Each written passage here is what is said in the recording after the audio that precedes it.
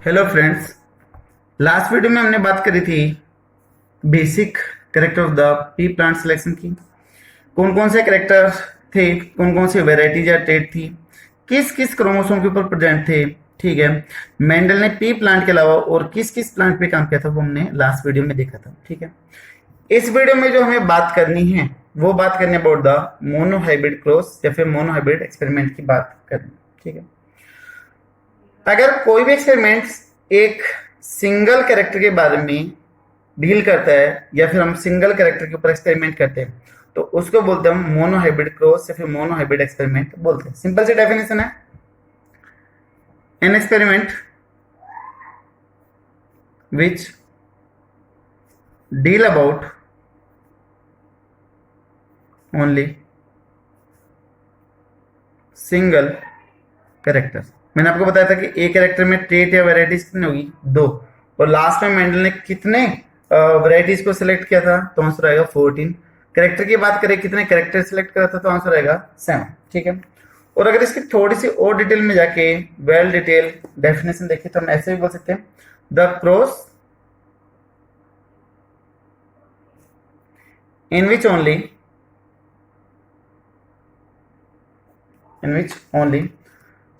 two alternate form of a single character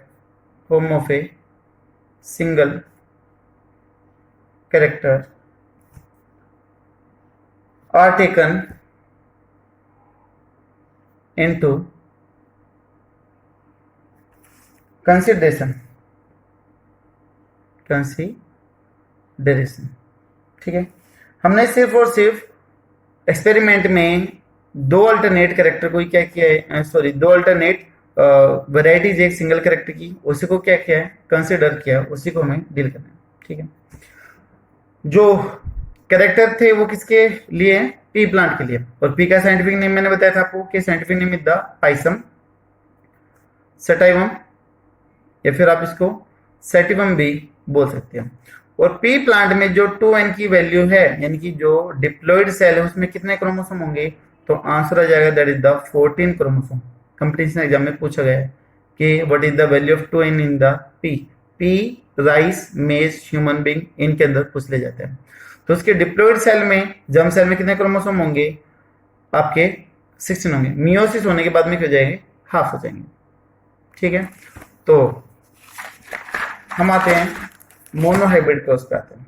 तो monohybrid cross पे जो उसने कैरेक्टर लिया था एक्सपेरिमेंट के लिए, दैट कैरेक्टर वाज द, जो उसने सिलेक्शन किया था दैट इज स्टेम हाइट। थी। ठीक है, स्टेम हाइट में हमें पता है कि दो चीजें होती है, एक तो टोल और दूसरा कौन सा होता है, ड्वार्फ। ठीक है, उसने दो तरीके के प्लांट लिए थे, एक तो था टोल और दूसरा कौन सा था, ड्वार्फ था। ठीक है, बता दें कि तब मेंडल एक बार अपने वहां पे सोसाइटी में बैठा था, अपने आश्रम में बैठा था, तो उसको गार्डन में दो तरीके के पी प्लांट दिखाई दिए, एक था टोल, काफी बड़ा था, और एक था छोटा सा। तो चाय पीते पीते शाम के टाइम उसकी नजर उस गार्डन के पेड़ों पे गई, तो उसने अपने जो पीपल थे, अनुयायी थे, शिष्य थे, उनसे पूछा कि बोले यार इनमें से कुछ प्लांट तो बड़े हैं और कुछ छोटे साइज के हैं, सारे के सारे बड़े हैं, ऐसा क्यों नहीं है, सारे के सारे छोटे हैं, ऐसा क्यों नहीं है, या फिर इंटरमीडिएट साइज एक भी नहीं दिखाई दे रहा, ऐसा क्यों नहीं है। तो उनके जो पीपल थे उन्होंने बोला कि गुरुजी हमें तो नहीं पता है, आप देखो। तो बोले कि अगर मान लो मैं इस टोल वाले प्लांट का पोलन ग्रेन लेके ड्वार्फ पे डाल दूं, या फिर ड्वार्फ का मैं पोलन ग्रेन लेके टोल के ऊपर डाल दूं, क्रॉस पोलिनेशन करा दूं दोनों के बीच में, तो क्या होगा, क्या इंटरमीडिएट आएगा। तो उनके पीपल ने कहा कि बोला गुरुजी हमें इसके बारे में कुछ आइडिया नहीं है, आप खुद ही करके देखो। ठीक है, तो फिर मेंडल ने एक्सपेरिमेंट करना स्टार्ट किया। तो जब कभी भी एक्सपेरिमेंट करते हैं, कुछ भी चीज सीखते हैं, तो हमेशा सिंपल से कम्प्लेक्स की तरफ मूव करते हैं। तो ओ साइंटिस्ट का फेलियर का रीजन ये था कि वो एक बार में 2 3 4 5 कैरेक्टर को उठा लेते थे और फिर वो पजल हो जाते थे कि हमने कौन सा कैरेक्टर लिया है, किसको किसके साथ में क्रॉस करना है। लेकिन मेंडल की एक अच्छी खूबी थी कि वो हमेशा सिंपल से कम्प्लेक्स की तरफ मूव करता था। पहले मोनोहाइब्रिड क्रॉस, फिर डाइहाइब्रिड क्रॉस, फिर ट्राइहाइब्रिड, इसी तरीके से वो करता जाता था।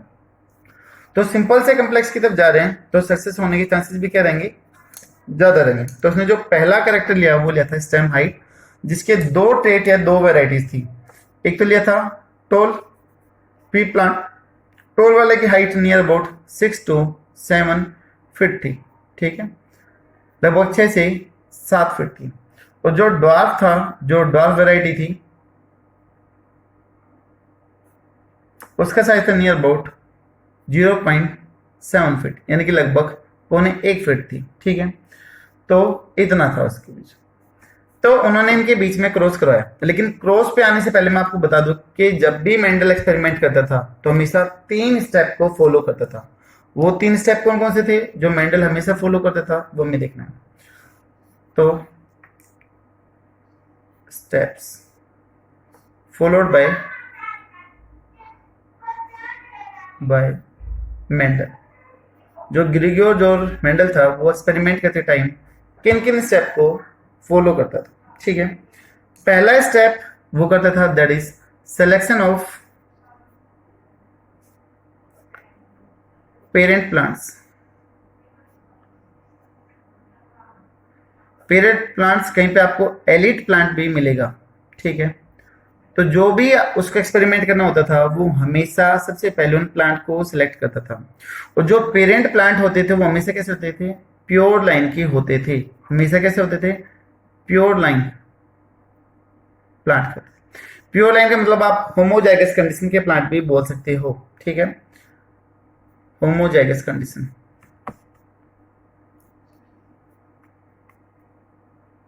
होमोजाइगस कंडीशन, ये होमोजाइगस क्या है, वो मोनोहाइब्रिड क्रॉस करने के बाद में जितने भी टर्मिनोलॉजी है, छोटी छोटी टर्म्स है, उनको करते हैं ताकि इजिली क्लियर हो, ठीक है। दूसरा स्टेप होता था cross pollination between selected plants. Cross pollination between selected plant, ठीक है। क्रॉस पोलिनेशन करवाते थे, pollination in which 2 plants are involve, that is known as the cross pollination. वो थर्ड वन था, that is self pollination in F1 progeny. और जितने भी plant आए हैं पेरेंट्स प्लांट को क्रॉस में करवाने के बाद में उनको F1 बोला जाता था। अब F1 के बीच में क्या करवाया जाता है, सेल्फ पोलिनेशन करवाया जाता है। तब पोलिनेशन एक ही प्लांट के बीच में हो, that is known as the self pollination. तो मेंडल हमेशा इन 3 स्टेप को फॉलो करता था, ठीक है। तो जिसकी वजह से वो कभी भी डाइवर्ट नहीं हुआ, उसका रिजल्ट अच्छे से निकल के आता था, ठीक है। तो यहाँ पर हम स्टार्ट कर लेते हैं अपना मोनोहाइब्रिड एक्सपेरिमेंट या फिर मोनोहाइब्रिड क्रॉस, जिसमें उसने 2 लिए थे, एक तो टोल प्लांट लिया था और एक कैसे लिया था, ड्वार्फ, ठीक है। ये दोनों की दोनों किसकी वैरायटीज या किसके ट्रेड थे, स्टेम हाइट के थे, ठीक है। तो एक्सपेरिमेंट क्या है वो हम इस यहाँ से स्टार्ट करते हैं। देखिए बेसिक है, सिंपल सा है, लेकिन आगे आपको समझ में आएगा या नहीं आएगा, ये चैप्टर आपको सिंपल लगेगा या कम्प्लेक्स लगेगा, वो सिर्फ और सिर्फ इससे एक छोटे से एक्सपेरिमेंट के ऊपर डिपेंड कर देगा। अगर आपको ये एक्सपेरिमेंट समझ में आया तो मतलब आपको आधे से ज्यादा चैप्टर समझ में आ गया। अगर ये नहीं आया तो मतलब आपको आगे भी दिक्कत होगी। नहीं आ रहा तो कोई दिक्कत नहीं, आप प्लीज बार बार इस वीडियो को पीछे करके देखिएगा। अगर फिर भी नहीं आ रहा है तो फोन नंबर है, आप कॉल कर सकते हो या फिर कमेंट बॉक्स में जाके अपनी प्रॉब्लम को बता सकते हो। बट आई होप सिंपल सा शायद आपको समझ में एक बार में आ जाएगा, ठीक है। अगर नहीं आता तो कोई दिक्कत नहीं, आप कॉल या फिर मैसेज कर सकते हो। सबसे पहले उसने एक टोल प्लांट लिया जिसकी हाइट 6 to 7 फीट थी, और दूसरी तरफ लिया क्या, ड्वार्फ लिया। जो भी वो पेरेंट प्लांट सेलेक्ट करता था उसके लिए जनरेशन लिख देता था P, that is the parental generation. कहीं कहीं पर P1 भी लिख रखा है तो बात एक ही है, ठीक है। तो P का मतलब ये कौन सी हो गई, that is the parental generation, parents हो गई, ठीक है। तो पहला स्टेप हो गया selection of the parent plants, ठीक। उसके बाद में इन दोनों के बीच में क्या करवाता था, क्रॉस पोलिनेशन करवाता था। एक को मेल मान लेता था और एक को फीमेल मान लेता था। जैसे मान लो टोल प्लांट को मान लिया मेल और फीमेल को मान लिया क्या, ड्वार्फ, ठीक है। इनके बीच में क्रॉस पोलिनेशन करवाता था, एक एक पोलन ग्रेन दूसरे के ऊपर डाल देता था, क्रॉस पोलिनेशन कर दिया। तब क्रॉस पोलिनेशन करने के बाद में जितने भी सीड आते थे, जितने भी सीड आए उन सभी सीड को ये क्या बोलता था, F1 बोलता था। F1 का मतलब that is the first filial, first का मतलब पहली और फीलियल का मतलब होता है संतान, ठीक है। तो पहली बार आने वाली संतान को क्या बोला गया, F1 बोला गया, ठीक है। तो दूसरा स्टेप हो गया cross pollination between the selected plants.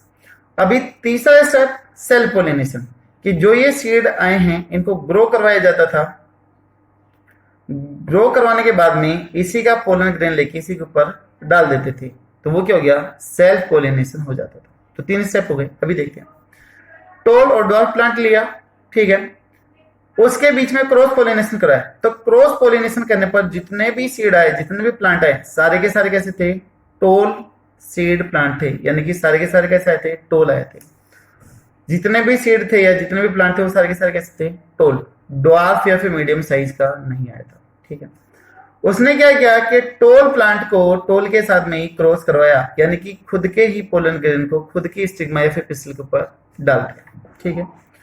तो अभी तक इसने टोल को टोल के साथ में क्रॉस करवाया, तो इसको हम क्या बोल दें, सेल्फ पोलिनेशन बोल दें। क्या बोल दें, सेल्फ पोलिनेशन बोल दें।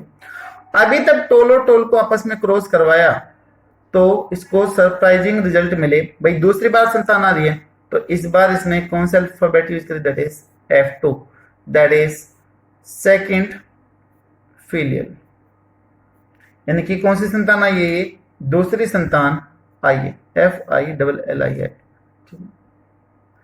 सेकंड फिलियल, दूसरी बार संतान आई है। और ये कुछ सरप्राइजिंग रिजल्ट थे कि यहां पर इस बार टोल भी आया था और ड्वार्फ भी आए, ठीक है। जो टोल के नंबर थे वो कैसे थे, थोड़े से ज्यादा थे, हाई नंबर में थे। नियर अबाउट इसकी जो अमाउंट थी वो 75 के अराउंड थी, और ये जो आए थे वो लेस नंबर में आए थे, नियर अबाउट 25% के अराउंड थी, ठीक। तो अगर रेशियो निकालेंगे तो रेशियो आ जाए आपका 3:1 आ जाएगा, ठीक है। कितना आ जाएगा, 3:1। जो रेशियो एक्सप्रेस जो रिजल्ट निकालते हैं वो यहाँ पर किसमें निकाले गए, रेशियो में निकाले गए, ठीक है।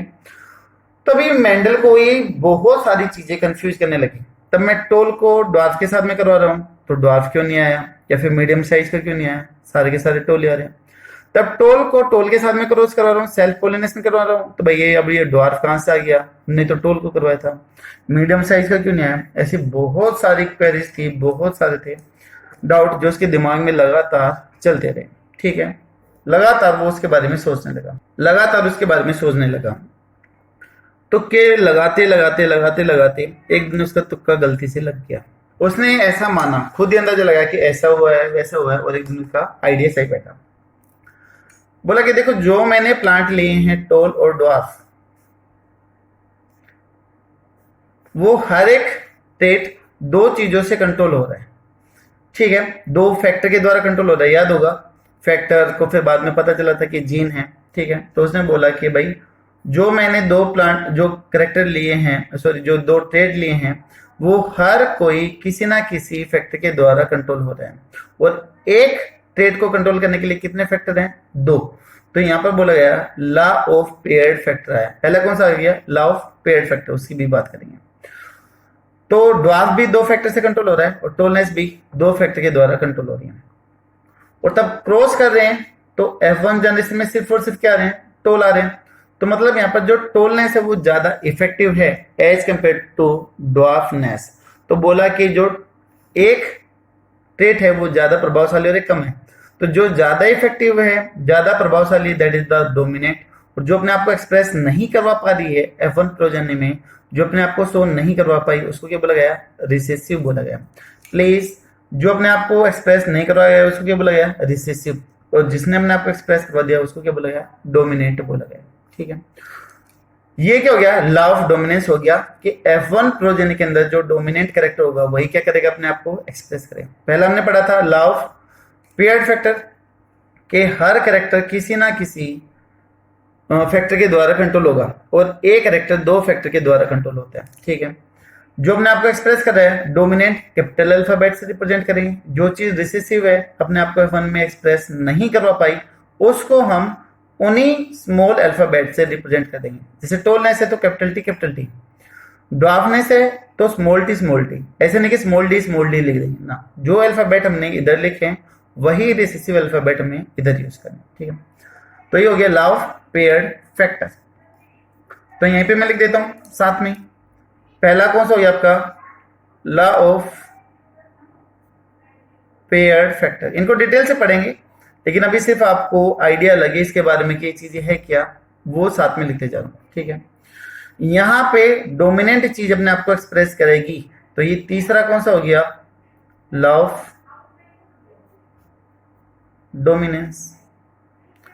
सर ये पहले के बाद से तो तीसरा कैसा आ गया काउंटिंग में, तो दूसरा गया था। तो बेटा दूसरा ये है कि तब ये गैमेट बनेंगे और आगे की तरफ जाएंगे, तो दो फैक्टर में से सिर्फ एक ही फैक्टर आगे की तरफ पास आउट होता है। जैसे मान मैं सिंपल से बोलूं कि वी हैव द 46 क्रोमोसोम, हमारे अंदर 46 क्रोमोसोम है। 46 में से 23 क्रोमोसोम किधर से आए, फादर से आए, और 23 किधर से आए, मदर से आए।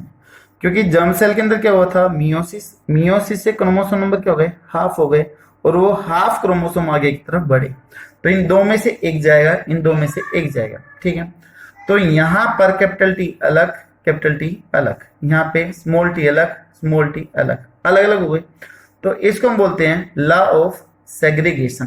क्या बोल देंगे इसको, सेकेंड लॉ भी आ गया, that is law of segregation. Segregation का मतलब अलग अलग हो जाना, ठीक है, अलग अलग हो गए। तो इन दोनों में से कोई भी एक टी आएगा, भाई कोई भी आ जाए तो क्या आएगा, कैपिटल टी आएगा। इधर से मान लो आ गया आपका एक कैपिटल टी आ गया, इन दोनों में से कोई भी आएगा तो क्या, स्मॉल टी आएगा, तो एक इधर से आ गया, तो फिर से कितने हो गई, 2n कंडीशन हो गई। तो एक इधर से और एक इधर से, यानी कि हाफ 50% इधर से और 50% इधर से आ जाए, ठीक है। तो ये जीनोटाइप हो गई किसकी, F1 की हो गई। दो चीज होती है, जीनोटाइप और फिनोटाइप।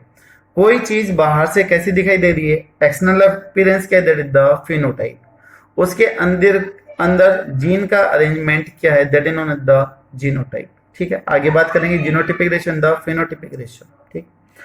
तो ये आ गया हमारे पास में F1 प्रोजेनी आ गई। F1 प्रोजेनी की जीनोटाइप क्या हो गई, कैपिटल टी, स्मॉल टी हो गई।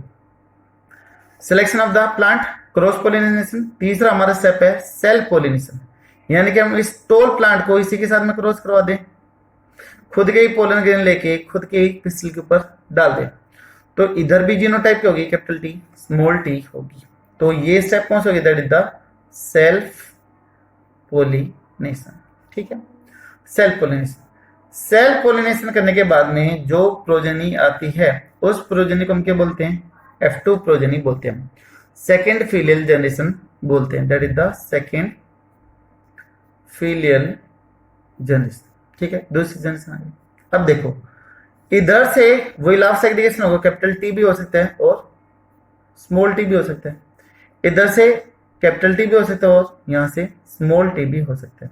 ऐसे गैमेट बनेंगे दो टाइप के, capital T, small T, capital T, small T. अब आगे आने वाली प्रोजेनी में भाई कैपिटल टी भी जा सकता है, स्मॉल टी भी जा सकता है, इधर से कैपिटल टी भी जा सकता है, स्मॉल टी भी जा सकता है, और कोई किसी के साथ भी जाके फ्यूज कर सकता है, कोई किसी के साथ भी जाके फ्यूज कर सकता है। कैसे भाई, मान लो मैं बोलूं कि मेल की तरफ से, फादर की तरफ से आ गया कैपिटल टी और मदर से आ गया कैपिटल टी, तो बच्चे में जीनोटाइप क्या गई, कैपिटल टी, कैपिटल टी। दूसरी कंडीशन, मान लो फादर से आ गया कैपिटल टी और इधर मदर से आ गई स्मॉल टी, तो जीनोटाइप क्या बन गई, कैपिटल टी, स्मॉल टी। अभी इसकी दोनों पॉसिबिलिटी खत्म हुई, इसकी पॉसिबिलिटी खत्म। तीसरी possibility small T, small T इधर से आ जाए और इधर से आ जाए कैपिटल टी, तो क्या बन गया, स्मॉल टी बोल दो कैपिटल टी, या फिर आप कैपिटल टी स्मॉल टी बोल दो, बात तो वही रहेगी भाई, कैपिटल टी स्मॉल टी या फिर स्मॉल टी कैपिटल टी बोल दो, बात है। लास्ट जो पॉसिबिलिटी बनी, फादर से स्मॉल टी और मदर से भी क्या, स्मॉल टी, तो टोटल कितनी बन गई, 4, स्मॉल टी बन गई, ठीक है। अभी हमारे पास में टोटल पॉसिबिलिटी बनी है 4, यानी कि सेकंड फिलियल जनरेशन में हमारे पास में 4 पॉसिबिलिटी, 4 प्रोबेबिलिटी आ गई। अब देखो जिसके अंदर भी एक या दो कैपिटल टी है, भाई ऊपर कितने थे, कैपिटल 2 थे, तो क्या था, टोल। एक कैपिटल टी था तो भी क्या था, टोल। तो यहां पर भी ऐसे देखेंगे, जिसमें 2 कैपिटल टी हैं तो वो भी क्या है, टोल। एक कैपिटल टी है, एक स्मॉल है, तो यहां पर भी क्या आएगा, toll. Small T capital T तो भी क्या आएगा, टोल। और जिसमें दोनों के दोनों स्मॉल टी है तो वो क्या जाएगा, ड्वार्फ, छोटा। अभी टोटल के कितने हुए, जो टोल है उसके टोटल कितने हैं, 3, और ड्वार्फ का कितना, सिर्फ 1। तो रेशियो कितना आ गया आपका, 3:1, 3:1। अभी 3 कैसे हैं, टोल, और एक कैसा है, ड्वार्फ। तो ये जो टोल और ड्वार्फ है वो जीन के ऊपर बेस है या फिर उसकी फिजिकल अपीयरेंस के बेस पे? बच्चे यहाँ पर गलत आंसर देते हैं कई बार, लेकिन बेटा सिंपल सी चीज है कि टोल और ड्वार्फ की बात हो रही है तो आप उसके जीन को नहीं देख पा रहे हो, पेड़ की हाइट आपको बाहर से दिखाई दे रही है, ठीक है। तो ये जो रेशियो कहलाएगा दैट इज फिनोटिपिक रेशियो। क्या कहलाएगा वो? फिनोटिपिक रेशियो कहलाता है। That ratio which is based on the phenotypic appearance, ratio based on physical appearance, ठीक है। जो फिजिकल अपीयरेंस के ऊपर बेस्ड हो उसको हम फिनोटिपिक रेशियो बोलते हैं। दूसरा देखिए, अब इसमें देखो कैपिटल टी, इधर देखिए कैपिटल टी के इन चारों में से कितने हैं? एक है, तो मैं यहां पर लिख दूं कि भाई कैपिटल टी का कितना है? सिर्फ एक। Capital T small T, capital T small T के कितने हैं? दो, एक और दो, एक और दो, तो कैपिटल टी स्मॉल टी के कितने हो गए? दो। स्मॉल टी के कितने? चारों में से एक ही है। स्मॉल टी के कितना हो गया? एक। जो चीज पहले काउंट हो चुकी है उसको दोबारा काउंट नहीं करोगे। तो यहां पर एक, दो, एक, कैपिटल टी का एक, कैपिटल टी स्मॉल टी के दो दिखाई दे रहा है आपके सामने, स्मॉल टी का सिर्फ एक है, तो ये आ गया। अब जो ये रेशियो है 1:2:1, वो किसके ऊपर है? फिजिकल अपीयरेंस पे या फिर जीन के ऊपर? बेटा जीन के ऊपर है। कैपिटल टी क्या है? Gene. Capital T small T क्या है? जीन।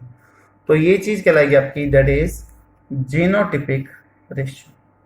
क्या कहलाएगी? जीनोटिपिक रेशियो कहलाती है, ठीक है। तो ये हो गया आपका मोनोहाइब्रिड क्रॉस। मोनोहाइब्रिड क्रॉस समझने में नियर अबाउट हमने 22 मिनट लगा दिए, ठीक। इतना टाइम लगाने का रीजन यही है क्योंकि इस चैप्टर का, इस चीज को समझने का बेसिक है। अगर ये चीज आपको समझ में नहीं आई तो आगे दिक्कत करेगी, ठीक है, इसलिए लगाया है। डिटेल से पढ़े, बोर्ड एग्जाम का काम भी होगा और साथ के साथ में जो अपना मेन मोटो है, मेन एम है, नीट एग्जाम, वो भी साथ के साथ में चलता जाएगा। जैसे जैसे टॉपिक क्लियर होते जाए प्लीज ऑब्जेक्टिव जरूर करते चलेगा, आपको डबल बेनिफिट होगा। बोर्ड के कॉन्सेप्ट भी आपके अच्छे से क्लियर होते जाएंगे और नीट की तैयारी भी आपकी होती जाएगी, ठीक है। तो साथ के साथ में तैयारी चलेगी। बस फिर से रिवाइज कर लेते हैं। टोल और ड्वार्फ लिया, क्रॉस करवाया, कौन से आए थे? टोल आए थे। टोल को टोल से करवाया तो आगे टोल और ड्वार्फ आ गए।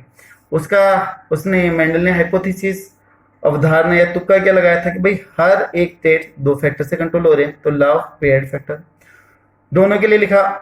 तब गैमेट बनेंगे तो मियोसिस से अलग अलग हो जाते हैं, that is law of segregation बोला। उसके बाद में F1 प्रोजेनी में जो कैरेक्टर अपने आप को एक्सप्रेस करेगा वो क्या कहलाएगा? डोमिनेंट, तो इसको लॉ ऑफ डोमिनेंस बोला। और जो डोमिनेंट होगा उसके जीन हम किसे लिखेंगे? कैपिटल अल्फाबेट से लिखेंगे। जो रिसेसिव होगा उसके स्मॉल अल्फाबेट से लिखेंगे। थर्ड स्टेप सेल्फ पोलिनेशन, खुद के ही पोलन ग्रेन को खुद के सीमा पे डाल दिया। तो मतलब हम टोल के साथ में क्या करवा रहे हैं? क्रॉस करवा रहे हैं। तो इधर जीनोटाइप थी कैपिटल टी स्मॉल टी, तो इसकी भी क्या होगी? कैपिटल टी स्मॉल टी होगी। तो यहां से दो तरीके के गैमेट बन सकते हैं, कैपिटल टी स्मॉल टी, इधर से भी दो कैपिटल टी स्मॉल टी, कोई किसी के साथ भी जाके फ्यूज हो सकते हैं। सभी के जो चांसेस है वो लगभग इक्वल से रहते हैं। फिर हमने यहाँ पर देखे कि कैपिटल टी टोल दे रहे हैं, capital T small T toll दे रहा है, capital T small T toll दे रहा है, स्मॉल टी क्या दे रहा है? ड्वार्फ दे रहा है। तब हमने इन सेट को ग्रो करा तो ऐसे है। तब इनको काउंट किया तो टोल के कितने आए? 3, ड्वार्फ का कितना आया? 1, तो रेशियो आ गया 3:1, जो फिजिकल अपीयरेंस के ऊपर बेस्ड है, that is known as the phenotypic ratio. Genotype पे देखा तो कैपिटल टी के 1, कैपिटल टी स्मॉल टी के 2, स्मॉल टी का 1, तो ये रेशियो कौन सा आ गया? That is the genotypic ratio, ठीक है। तो दो तरीके के रेशियो निकल के आए, phenotypic ratio and the genotypic ratio, ठीक है। अभी यहीं से हम रिलेटेड कुछ टर्म्स और देख लेते हैं, कुछ छोटे छोटे कंसेप्ट और है वो भी यहाँ पर क्लियर कर लेते हैं इसमें फटाफट। कि जो सबसे पहले जो जीन टर्म थी, जो बाद में पता चला कि जो मेंडल फैक्टर करने लग रहा है, बार बार बोलने लग रहा है फैक्टर, वो एक्चुअली में क्या है? जीन है, जो डीएनए या फिर क्रोमोसोम के अंदर प्रेजेंट है। तो जो जीन टर्म है that is given by Johnson, किसने दी थी? जॉनसन ने दी। लेकिन जो अलील टर्म है, अलील क्या होता है वो भी अभी पढ़ेंगे। Allele term given by Bateson, given by Bateson, दोनों के दोनों इंपॉर्टेंट पॉइंट है कंपटीशन एग्जाम। ठीक है, इसके अलावा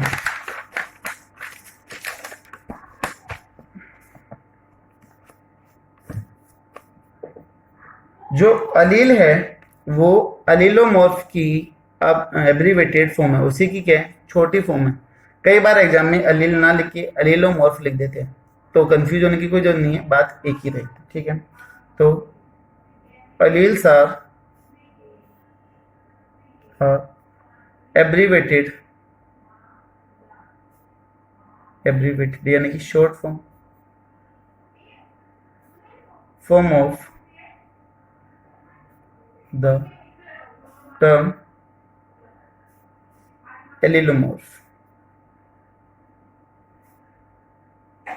allelomorph की ही छोटी टर्म, बात एक है ना, कोई डिफरेंस नहीं होगा। अभी छोटी छोटी टर्म सब वो यहाँ पर हम डील करते हुए चलते हैं फटाफट। पहली मेन टर्म है that is homozygous, sorry ZYGOUS, homozygous, और हेट्रोजाइगस भी यहीं पे कर लेते हैं। होमोजाइगस एंड हेट्रोजाइगस, ये दो टर्म एक साथ में क्लियर कर लेते हैं। होमोजाइगस जिसमें अलील एक जैसे हो, फैक्टर एक जैसे हो, तो उसको हम बोलते हैं होमोजाइगस बोलते हैं। फॉर एग्जाम्पल कैपिटल टी दोनों एक जैसे हो गए, तो ये क्या हो गया? Homozygous condition. स्मॉल टी ये भी क्या हो गया? Homozygous condition. ठीक है, हेट्रोजाइगस कंडीशन क्या है? कि तब फैक्टर अलग अलग हो, कैपिटल टी स्मॉल टी। ठीक है, तो ये क्या हो गया? हेट्रोजाइगस कंडीशन हो गई। दूसरी टर्म है genotype phenotype.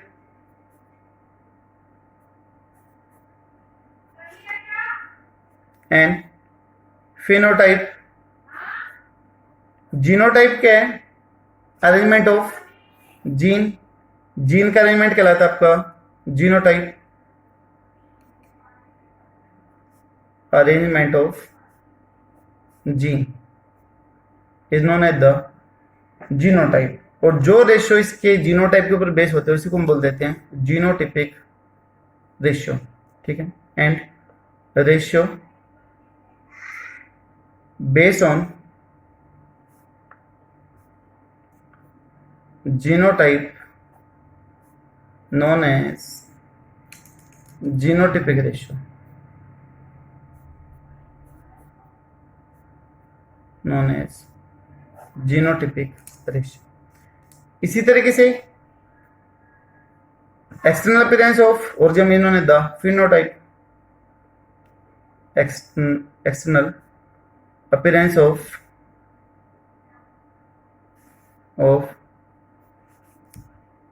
organism known as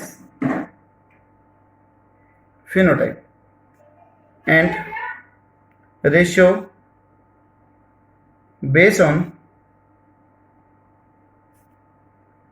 phenotype known as, क्या बोलेंगे उसको?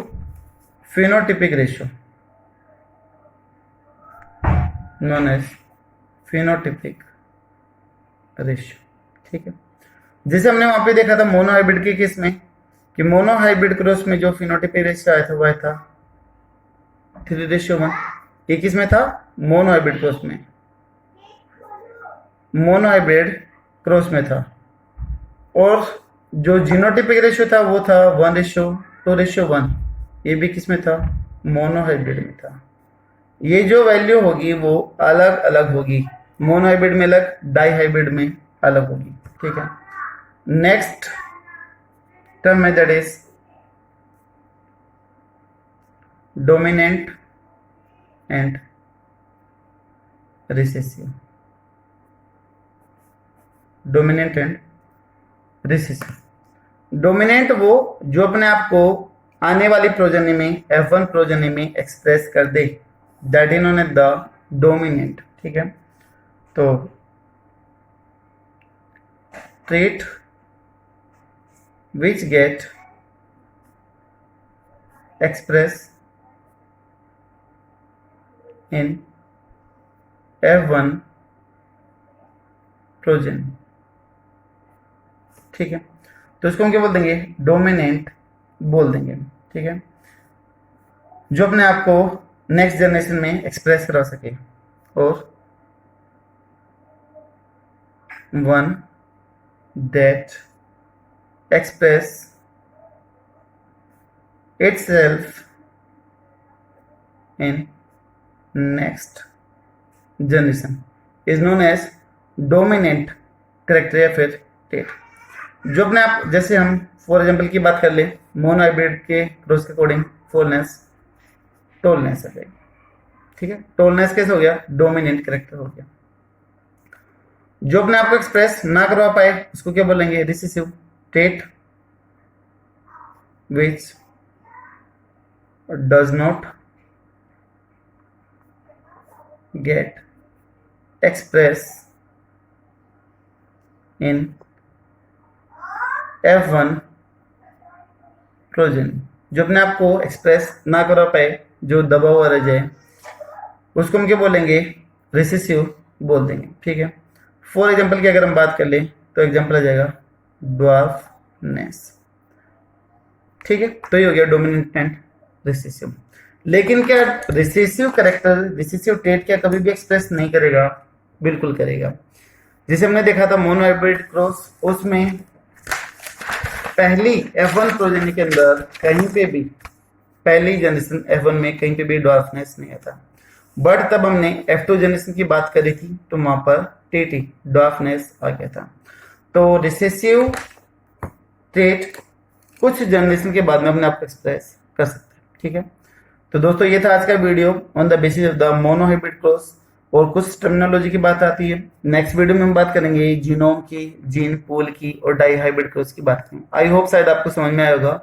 आपका जैसा भी रेस्पॉन्स हो, पॉजिटिव या नेगेटिव, प्लीज अपने कमेंट बॉक्स में जरूर शेयर करिएगा। Thank you so much.